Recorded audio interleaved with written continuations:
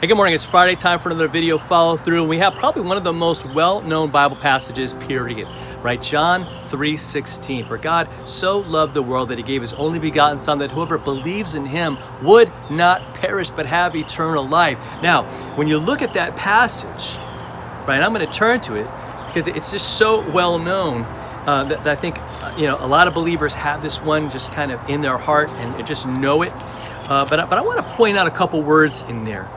And the one is the word for world, because when he's talking about world, it's the word where do we get cosmos from? So he's kind of talking about the entirety of humanity. Like God loved the entire world, not just certain people, not just folks that had it all figured out, because those people don't exist. People that have it all like together and that are just perfect, those people don't exist. None of them do.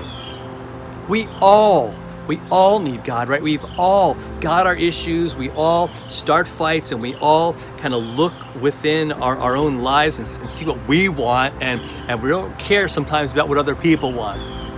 So what Jesus is saying in this passage is that God loved those kinds of people. You know what I'm talking about? The people that we all look at and go, oh, those people. And we may not think they matter. We may not think that God could possibly love them. But then we got to remember, like, what about us? Without him, that's who we are. People far from him, right? People who don't seemingly have any hope in the world. But Jesus is that hope. Why? Because of this passage and its truth. That God gave his only son, that he gave us Jesus, and Jesus bled and died for us so that we wouldn't perish but have eternal life. All of us, the entire world, all of humanity, right? This applies to. So I want you to just think to yourself today, ask yourself, like, who needs to know this message? Like who thinks that God couldn't possibly love them, right? Maybe they've just made some really, really bad choices. Maybe that's you right now.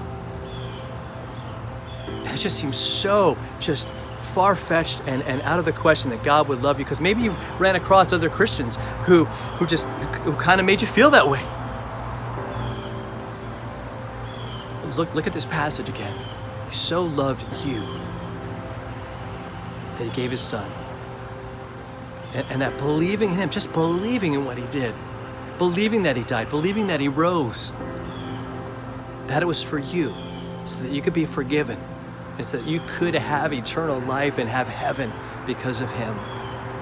Man, I want you to have that, and I want someone in your life maybe who's struggling with that to know that and to embrace that today and have that kind of freedom and that peace. Have a great Friday, and we'll see you tomorrow for our last follow through for this week.